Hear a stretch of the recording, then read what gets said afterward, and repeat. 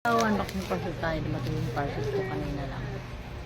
Ito na yung aking hikaw. Sabi natin. Maganda ito siya. Ano lang. 120 lang bili ko. Sa aking shop.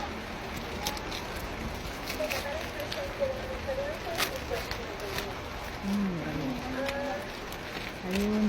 Ayan, cute. Dalawa. Bakit dalawa? Isa lang naman yung binili ko. Oh, ang ganda. Dalawa naman. Bakit dalawa yung pinadala? Isa lang yung binili ko. Ba't dalawang nakalagay? Free yata. May free. 120 lang guys. Ang ganda. Dalawa na. 120 pesos lang. Ba't pinalawa niya? Isa lang naman binili in order ko. Pero in fairness, ang ganda. Pang Korean lang. Pang Korean na hikaw. And fairness. Jewelry lang siya guys. Jewelry.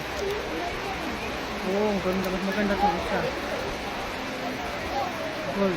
Isa, gold. Hindi pala gold yung sa silver. Ang ganda.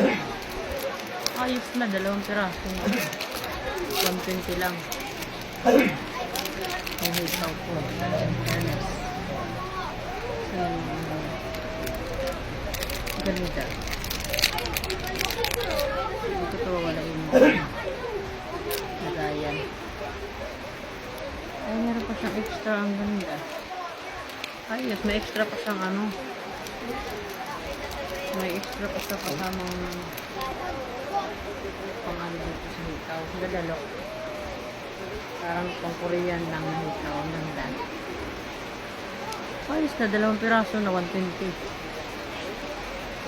120 pesos lang. Silver at saka ano. Ang cute.